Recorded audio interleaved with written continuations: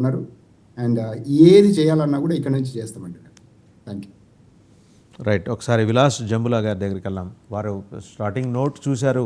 విలాస్ జంబులా గారు, సన్నీ రెడ్డి గారు సంఘీభావం ప్రకటించారు. అండ్ రిపబ్లికన్ పార్టీ మిసిసిపి ప్రాంత treasurer, I believe I'm correct sir, if I'm wrong please Michigan. So వారి సంఘీభావం, సాలిడారిటీ వ్యక్తం చేశారు. ఎలా భారతదేశం వెళ్తే ఈ అంశంలో ముందుకెళ్తే బాగుంటుంది? ఎందుకంటే ఆవేశాలు ఇప్పుడు పక్కన పెట్టాలి. దాడి చేయడం 10 నిమిషాల పని.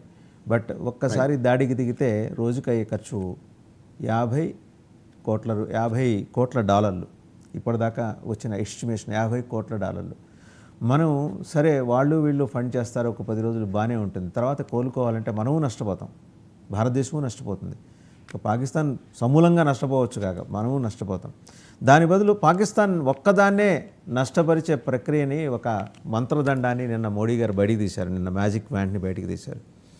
ఆ ట్రీటీ, ఇండస్ వాటర్ ట్రీటీని నుంచి దాని నుంచి వాళ్ళు తప్పకుండా అంటే నిరభ్యంతరంగా తప్పుకోండి, అభ్యంతరం ఏం లేదు అని. దాంతోపాటు సిమ్లా ఒప్పందం, దానికి కూడా if such is the case, తర్వాత గిరిధర్ గారు నన్ను ఎలా కరెక్ట్ చేస్తారని ఏమన్నా తప్పు చెబితే లాహోర్ మన నెక్స్ట్ బార్డర్ అవుతుంది. 13,000 చదరపు కిలోమీటర్లని మన భూభాగంలోకి కలుపుకొని ఇందిరాగాంధీ గారు ఒక పెద్ద బంగారు పళ్ళెం తయారు చేసి ఆ రోజు చెప్పినట్టున్నారు. సో ఇవన్నీ ఈ తప్పిదాలు అంటే వాళ్ళంతటా వాళ్ళు, అంటే ఒక నేరస్తుడు విచక్షణ కోల్పోయిన తర్వాత ఎలాంటి నిర్ణయాలు తీసుకుంటాడనేది పాకిస్తాన్ టెర్రరిస్ట్ క్యాంప్ అంటాను నేను. దేశం 197 దేశాల్లో ప్రభుత్వాలు ఉన్నాయి. మిలిటరీ పాలనో లేకపోతే ప్రజాస్వామ్యమో ఆటోక్రసీనో, కానీ టెర్రరిస్టులే ఒక దేశాన్ని పరిపాలించడం అనేది మన పొరుగున మనం చూస్తున్నాం. అందువల్ల జస్ట్ అది ఒక టెర్రరిస్ట్ క్యాంప్ అంతే. పెద్ద క్యాంపు, మిగిలిన చోటుతో పోలిస్తే చాలా పెద్ద క్యాంపు. రకరకాల వ్యక్తులు రకరకాల దుస్తుల్లో మనకు కనిపిస్తూ ఉంటారు. మీరేమంటారు? సైనిక చర్య కరెక్ట్ అంటారా? ఆర్థిక దిగ్బంధనం కరెక్ట్ అంటారా? విలాస్ జంబులా గారు. నమస్కారం అండి. ముందుగా 90 ప్రేక్షకులకి ధన్యవాదాలు. ఈ చర్చ ఇలా స్టార్ట్ చేస్తున్నందుకు ఒక విధంగా బాధతో ఉన్నాను. ఎందుకంటే పాల్గామ్ లో చనిపోయిన పర్యాటకులు 28 మంది సుమారు, వాళ్ళందరి ఆత్మకి శాంతి చేకూరాలని, ఇది చాలా బాధాతప్త హృదయం. ఎందుకంటే ఏదైనా దాడి జరిగినప్పుడు ఇంతకుముందు ఆర్మీ కానీ లేకపోతే బార్డర్ లో జరుగుతున్నప్పుడు సరే ఇవి కొన్ని సంఘటనలు ఇలా యుద్ధాల మధ్యన బార్డర్స్ కాబట్టి అనుకున్నాం, కానీ అమాయకులైనటువంటి పర్యాటకులని అక్కడ రావడానికి వచ్చాక వాళ్ళని చంపడం అనేది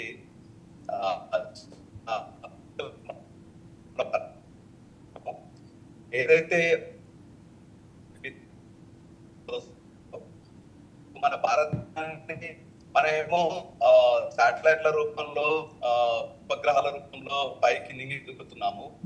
వీళ్ళు పాకిస్తాన్ వాళ్ళు మాత్రం మన భారతదేశం బార్డర్ లోకి, మన దేశంలోకి అడుగు పెట్టడానికి ఇంకా ప్రయత్నిస్తున్నారు. అంటే ఎంత నిరక్షరాస్యత, ఇల్లిటరసీ ఇలా కనబడుతుందో. మనము అభివృద్ధి పరంగా మనం ప్రయాణం చేస్తున్నాము. 5వ ఆర్థిక శక్తి నుంచి 3వ అభివృద్ధి ఆర్థిక శక్తిగా ఎదగడానికి మనం ప్రయత్నం చేస్తున్నాము. వీళ్ళు మాత్రము అదే మత మౌఢ్యంలో ఉన్నారు. ఇది ఎంత విచారకరం అంటే, హిందుస్థాన్ ని అనే దాన్ని, అంటే హిందువులు మీరు అని చెప్పి ఏదైతే బట్టలు విప్పి మీరు హిందువులా కాదా అని చెప్పి తెలుసుకుని మరి మగవాళ్ళని చంపడం, ఆడవాళ్ళని చంపాలంటే మీరు మోడీకి వెళ్ళి చెప్పుకోండి అని చెప్పి ఎంత ఆదవుతుందో. ఇది మనము 2-3 కోణాల్లో ఆలోచించవచ్చు అండి. వాళ్ళు ఏంటంటే, మనం కాశ్మీర్ లో ఏదైతే 370 ఆర్టికల్ తెచ్చామో, ఆ ఆర్టికల్ తెచ్చినప్పటి నుంచి మన భారతదేశంలో ఏదైతే కాశ్మీర్ భాగమైందో దాన్ని వాళ్ళు జీర్ణించుకోలేకపోతున్నారు. కాశ్మీర్ కి మనము కొన్ని లక్షల కోట్ల బడ్జెట్ పెట్టి పర్యాటక రంగాన్ని అభివృద్ధి చేస్తున్నాము. ఇది వాళ్ళు తట్టుకోలేకపోతున్నారు. ఏదైతే లోకల్ గా ఉన్నటువంటి ప్రేరేపిత కొన్ని సంస్థలు ఉన్నాయో వాళ్ళకి లోబడి కొంతమంది చేస్తున్నారు. అందులో పాల్గామ్ ఉగ్రదాడిలో పాల్గొన్నటువంటి మన ఇద్దరు ఎవరైతే స్థానిక ఇస్లామిక్ ఉగ్రవాదులు ఆదిల్ తోకర్ అండ్ ఆసిఫ్ షేఖ్ల ఇల్లు మాత్రం నిలబట్టం చేశారు. ఇంకా కొద్ది మంది ఉన్నారు, వాళ్ళని కూడా త్వరలో అది చేస్తారు. ఇది ఏంటంటే, మన ప్రాణభయంతో హిందూ మహిళలు బొట్టు తీసి అల్లాహు అక్బర్ అన్నా కూడా చంపేశారు. రోజుకు మగవారిని కల్మా చదివించి మరీ చంపారు. రోజుకో కొత్త విషయం తెలుస్తుందండి.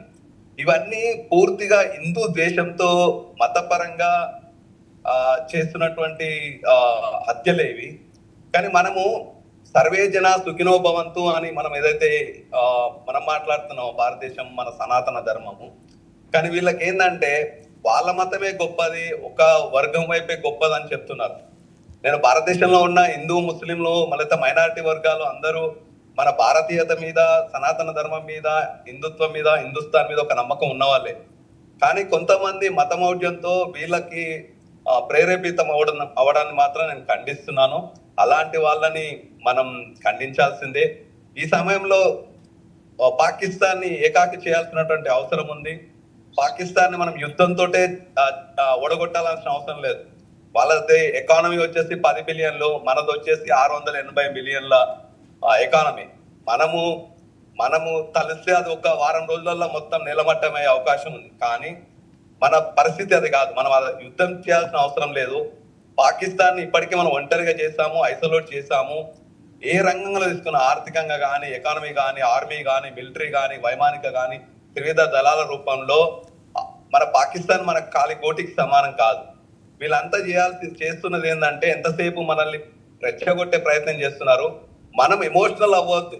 కొంచెం బాధ ఉంది అంటే ఈ టైంలో ఇలా చెప్తే కొంతమంది యాక్సెప్ట్ చేయలేరేమో, కానీ మనం ఎమోషనల్ గా అవ్వకుండా మనం ఈ టైంలో భారతదేశ ప్రజలందరూ గుండె నిబ్బరంతో ఉండి పాకిస్తాన్ ని ఎలా ఏకాకి చేయాలి నేను అదే చెప్తున్నాను. మన భారతీయ చట్టాలు ఇప్పుడు వక్ఫ్ బిల్లు కానీ, ఏదైతే కాశ్మీర్ లో మన 370 ఆర్టికల్ కానీ, ఏవైతే ఈ బిల్లులు ఉన్నాయో, ఈ బిల్లులు ఇవన్నీ ఒక 70 సంవత్సరాల కింద, 50 సంవత్సరాల కింద రావాల్సినటువంటి బిల్లులు.